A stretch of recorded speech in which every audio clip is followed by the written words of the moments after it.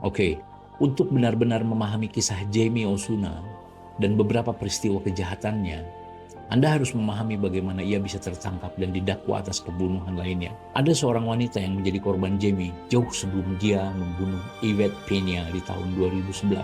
He told me that he's been to my house and he has really small feet for a man and there's footprints all by my window. And what is his name? Jamie, Jamie, Osuna, Osuna. Wanita yang baru saja Anda dengarkan suaranya adalah wanita yang memainkan peran penting di kehidupan Jamie. Dia adalah seorang istri dan juga ibu dari anaknya Jamie. Sebut saja Jane. Identitas Jane ini masih dirahasiakan sampai saat ini dengan beberapa alasan. Alasan utamanya yaitu dia mempunyai anak yang masih balita yang ia hasilkan dari hubungannya bersama Jamie yang harus dilindungi identitasnya. Kisah cinta Jane dan Jamie dimulai di bulan Desember tahun 2008. Jane saat itu berusia 37 tahun, sementara Jamie masih berusia 20 tahun. Hubungan Jane dengan Jamie sangatlah tidak sederhana. Jane adalah seorang pensiunan.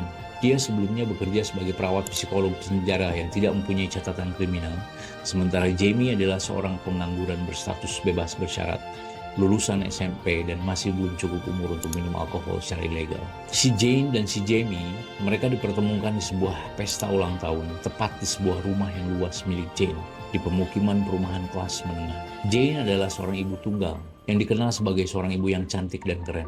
Ia memiliki tubuh yang ideal. Dia selalu tampil elegan. Nah, pada suatu malam, di pesta ulang tahun anaknya yang baru menginjak 16 tahun, dengan tamu undangan yang sebagian besar para remaja atau ABG, Jane, seorang ibu muda, memutuskan untuk bergabung di pesta anaknya tersebut. Jadi si Jamie ini mungkin kenal dengan si anaknya si Jane, dan si Jamie diundang untuk datang ke pesta ulang tahunnya. Menurut catatan kepolisian, di pesta tersebut terjadi kerusuhan. Si Jamie sebagai tamu undangan menikam pemuda lainnya di pesta tersebut yang mencoba untuk berdansa dengan si Jane.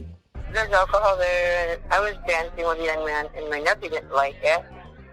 So my nephew ran to get Jamie to threaten the kid and grabbed a knife and ran after the kid across the street. Wait. So the first time you ever met Jamie, he's at the house party and Jamie pulls a knife on a guy that you're dancing with? He grabbed a knife out of my butcher block. So were you like, oh my God, what's going on? And who is this crazy guy? I was pretty shocked. Namun lukanya tidak terlalu parah. Korbannya dinyatakan baik-baik saja. Bahkan si pemuda ini tidak mengenal Jamie dan tidak tahu alasannya kenapa si Jamie menyerang dia. Setelah Jamie ditangkap atas kasus tersebut, si Jamie mulai merayu si ibu muda ini dari balik jeruji besi. Meskipun usianya si Jane ini 17 tahun lebih tua dibanding usia si Jane menganggap bahwa Jamie adalah seorang laki-laki yang berpendidikan. Jamie bisa menghargai dia sebagai seorang ibu muda. Gentleman, very intellectual, talked about philosophy a lot, psychology, very charming, very respectful. Selama kurang lebih dari 1 tahun si Jamie di penjara, dia dengan konsisten merayu si Jane. Dan di saat si Jamie keluar dari penjara, si Jane lah yang menjemput si Jamie saat itu. Dan di saat itulah awal dari mimik Joker yang ditampilkan oleh Jamie. Jamie mulai mentato wajahnya di mata sebelah kiri mirip seperti seorang Joker. Danny has the one horn above and below an eye, each one eye, not like he is now. And then the line that looks like a Joker smile. And I'm like, oh my God. Namun si Jane tetap berpikir bahwa ia masih bisa bersenang-senang bersama Jamie. Jadi ketika si Jamie mengajaknya untuk bermalam di sebuah hotel, si Jane ini berpikir, why not? I knew what was going to happen. I mean, I knew why he wanted to go to a hotel. And it happened. And then I was just like, okay, he's kind of probably got it out of his system. I got it out of my system. Awalnya Jane berpikir ini adalah sebuah hubungan berdasarkan ketertarikan secara fisik atau ditimbulkan dari rasa penasaran. Apapun itu, si Jane mengira bahwa semuanya akan berakhir di kamar hotel tersebut. Dia sama sekali tidak mengantisipasi hal ini. I got pregnant at that motel, Olivia. Were you surprised that you got pregnant? Yes, I was 39 years old. I was shocked. Do you know what I'm saying? I thought I was in perimenopause. So, I am a single mother of 4 kids. I have 3 baby daddies already. So I came from a very good family. But I'm trying to explain why I probably made horrible choices. especially with mine. Dan di saat si Jamie mengetahui bahwa Jane sedang hamil, Jamie berkata kepada Jane bahwa ia berharap bisa menjadi ayah yang baik yang tidak pernah ia miliki sepanjang hidupnya untuk anak mereka. Dan ini akan menjadi anak pertamanya si Jamie. Si Jane yang saat itu hampir berusia 40 tahun merasa senang mendengarnya. Dilanjutkan dengan si Jamie berjanji bahwa dia akan selalu ada untuk mereka. Dan akhirnya si Jane memberikan kesempatan untuk hubungan ini. Mereka akhirnya mengadakan sebuah pesta pernikahan sederhana yang dihadiri hanya oleh kedua keluarga dari Jane dan juga si Jamie ini.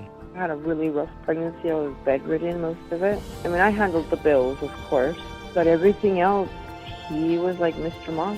Si Jane menceritakan bahwa si Jamie adalah seorang yang old fashion atau kuno, dan itu baik menurut si Jane.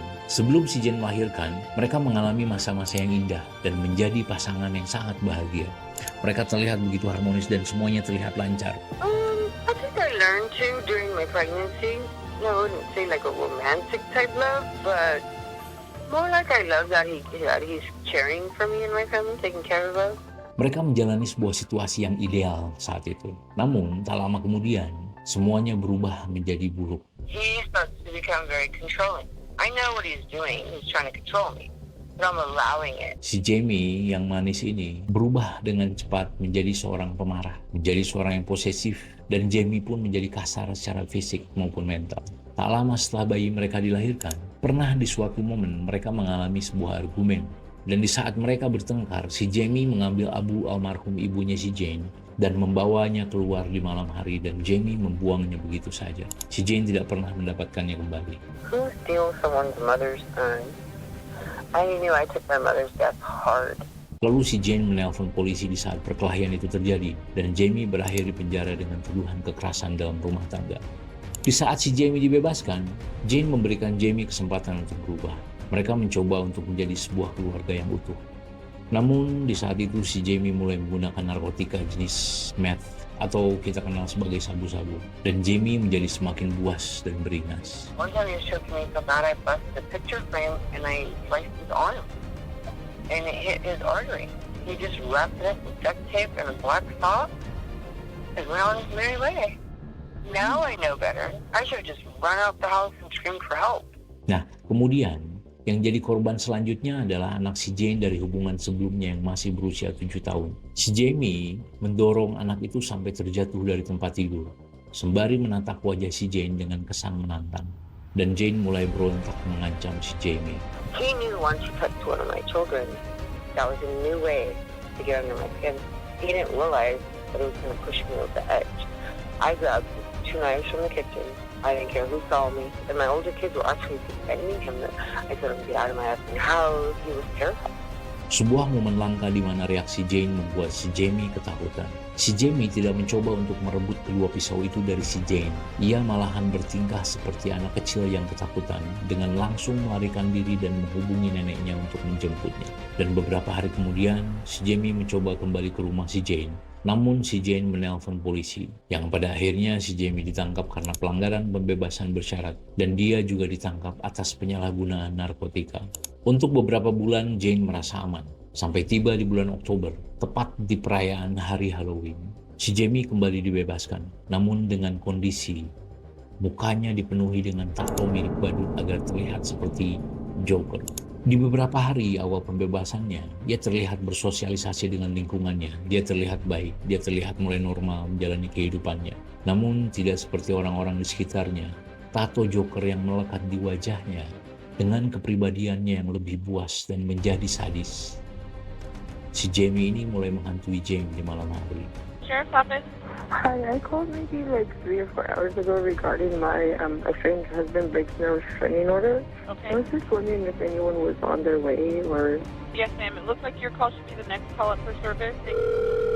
he's threatening to kill me. And I'm terrified. 911, what's the address of your emergency? He's threatening to kill me and all my children. Do you know where he's at right now? No, I'm terrified. I don't know what to do. 911, where's your emergency? I'm terrified. I have a little baby here. What's his name? Jamie Osuna. There's already a warrant for his arrest for terror. He's been telling me. Okay, but he's not there, right? He's driving up and down my street. I've called 3 times. Okay, and he's on the phone again making threats to kill you? Yes, he says, I will forward in your head. Those are his exact words. 911, how can I help you? Yes, hi ma'am. Is there any way we can get an officer out here? My aunt is like terrified. She's crying over here. Okay, We got voice recorded. He just called and I'm just a nephew. This dude is no joke. So We're going to be out there as soon as we can. However, we don't have a deputy available right now. Si Jamie mulai mengancam si Jane, meneror Jane tanpa henti, dan berjanji akan berada di depan pintu rumahnya si Jane dalam waktu yang singkat sebelum pihak kepolisian datang menyelamatkannya. Ini adalah sebuah mimpi buruk yang menjadi kenyataan menurut keterangan si Jane. Ini adalah sebuah permainan adrenalin yang dimenangkan oleh si Jamie. Namun kemudian, si Jamie menelpon Jane dan mengatakan sesuatu yang akan merubah hidup si Jamie selamanya. First thing I was on, watch the news, bitch. I killed the woman at the Morocco. Di saat itu si Jamie baru keluar dari penjara kurang dari 1 minggu. Jika si Jamie berkata jujur, ini adalah kabar yang mengerikan. Dan si Jane tidak mau mengambil risiko. Dia segera menghubungi 911 saat itu. I wanted to ask you, I don't know if this is true, but he's on drugs really bad. He said that, was there anybody hurt or stabbed at the Morocco Hotel on Union? Menurut keterangan kepolisian, si pihak kepolisian sudah mengirimkan patroli ke hotel tersebut dan tidak mendapatkan keganjilan. Juga tidak ditemukan laporan pembunuhan di sana. I know darn well no cop went out there because she told me within 3 minutes. No one went. I know that just from the fact that it only took her like 2 minutes to tell me there's nothing going on between the sheriff or the police department. 5 hari setelah Jane melakukan panggilan 911, dia melihat sebuah berita di televisi yang menggambarkan ada seorang wanita bernama Yvette Pena ditemukan tewas di kamar hotel di Motel El Morocco. Police are being very tight-lipped as they continue their investigation into what may have happened inside one of these motel rooms. We do know that yesterday afternoon, an employee found 37-year-old Yvette Pena dead at the El Morocco Motel. Si polisi akhirnya menghubungi Jane dan meminta pertolongannya untuk menemukan Jamie berdasarkan panggilan si Jane di 5 hari sebelumnya bahwa si Jamie ini membunuh wanita di hotel El Morocco tersebut. Oh my God, my heart sunk. Like, this could be real. I call BPD. Detectives are at my door, picking me up, telling me find the sitter. Setelah beberapa hari dengan beberapa skema, sampai seorang polisi wanita menyamar sebagai Jane dengan mengendarai mobilnya si Jane. Akhirnya polisi tertuju kepada satu alamat, yaitu alamat rumah kakek dan neneknya si Jamie. Dan akhirnya si polisi menemukan si Jamie di sana. Dan si polisi ini mulai menginterogasi si Jamie. Polisi mulai bertanya tentang Yvette, wanita yang disiksa lalu dibunuh dan ditinggalkan begitu saja di kamar motel El Morocco oleh si Jamie. Did you know her? Namun si Jamie hanya ingin bercerita tentang satu hal, yaitu istrinya. Being detectives, you know, I don't know. I mean, to look at a guy like me, you gotta ask yourself this question: Why is she with an individual like me for? I'm so young and she's so older. I'm so tattooed, and yet she's not. Ketika sampai kepada bukti yang memberatkannya, si Jamie menghabiskan sebagian besar energinya untuk menjelaskan mengapa ia mengaku kepada istrinya tentang pembunuhan tersebut. Ia berkata bahwa di saat ia berbicara tentang pembunuhan ini, ia hanya bermaksud untuk menakut-nakuti istrinya. I think you scared her. Or, you know, just a bunch of mind games. If I was this crazy psycho murderer, then how come I didn't kill her then when I have so much against her? Supposedly I'm gonna do life and I'm gonna do life over some woman I didn't know. Namun kemudian detektif mengatakan kepadanya bahwa beberapa saksi menemukan sesuatu di korban, bahwa si korban ini, si Yvette Pena ini mirip dengan istrinya. People think that this woman is probably my wife because the resemblance, the age, and so forth like that. She kind of looks like your wife. Psychologically, you could put it together. So, Why? Rage and anger that you have towards your wife, you took out on her because of the resemblance. Dan motif dari pembunuhan tersebut belum bisa dipastikan. Namun dalam wawancara si Jamie dengan jurnalis cantik kita Olivia Lavoie ini, si Jamie menjelaskan tentang pembunuhan tersebut yang membuat semuanya masuk akal. I killed her because it was, how can I say it? At that time, I wasn't living in a bad neighborhood. I was living in Rosedale with my wife. I was taking medication psych medication. I couldn't sleep. I was feeling disconnected. I tried to live, a regular life, but just my whole character, my past, and everything. It's just I seen opportunity. I didn't know her. I met her. I was introduced to her. I met her like one time, then I came back the next night, and I seen opportunity. No one's there.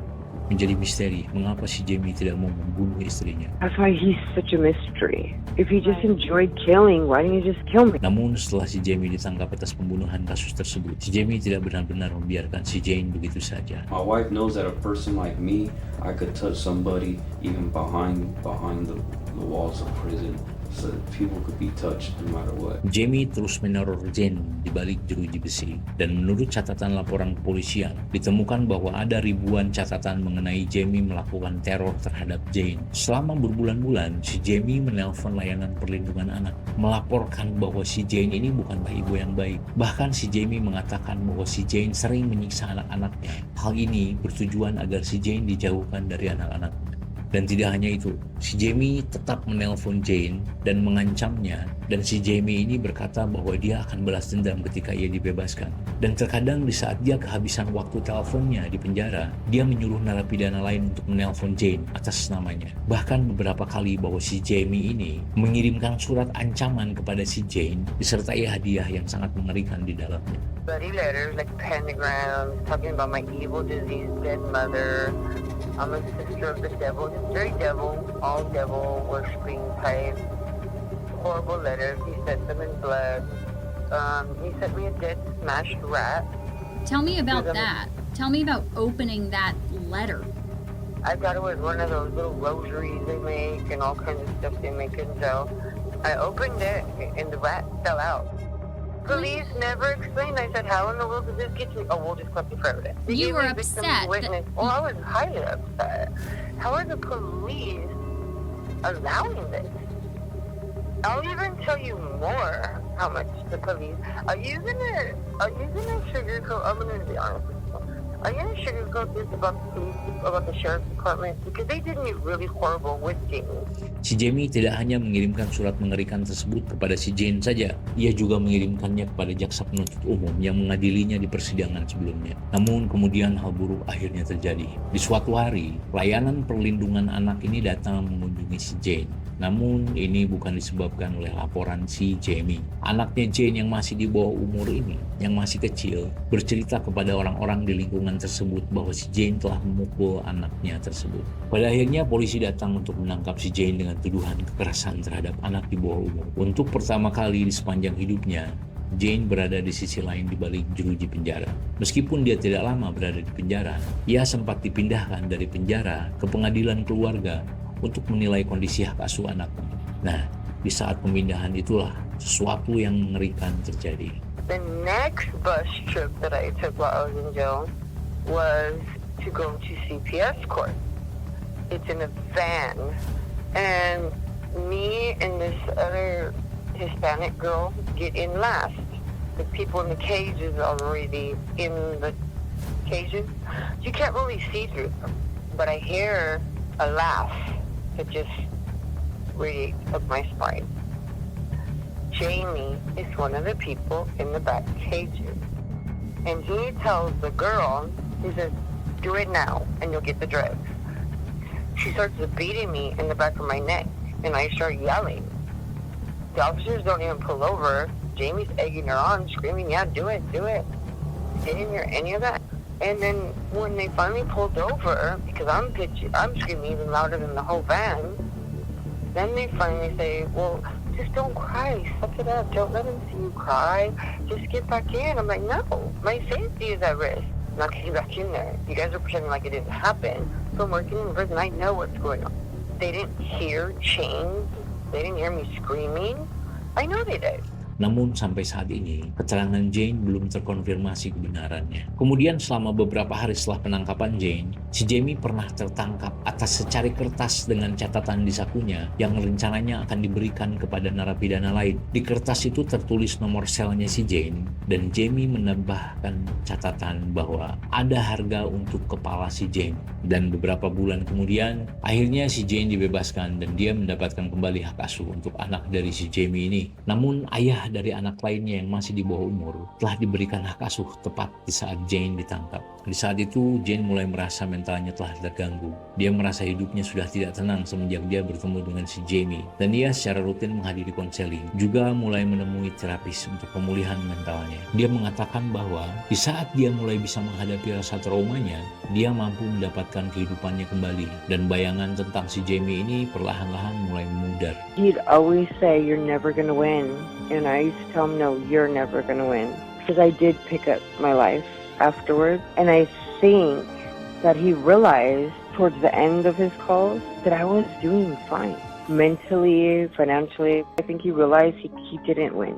He lost. He's doing life without. Do you see what I'm saying? And I still had life. And I was enjoying it. Si Jane mempunyai kekhawatiran tentang bagaimana dia akan menjelaskan kepada anaknya Jamie mengenai sosok ayahnya. Namun sebelum si Jamie ditangkap, si Jamie sempat menuliskan secarik surat untuk anaknya. To my son, from your dad Jamie. Well, son, I want you to know that I love you and I'm proud to be your father. You are my firstborn child and I love you to death. Me and your mom are going through rough times right now due to my mistakes, and I'm sorry. I'm going to bounce back from my mistakes for you and your mom. Your mom is a strong person and she's hanging in there. We're trying our best. I hope to still be enough of a father when you're old and read this. Well, I wish you a positive, successful life and don't make the same mistakes I have in my life. And know mommy and daddy love you.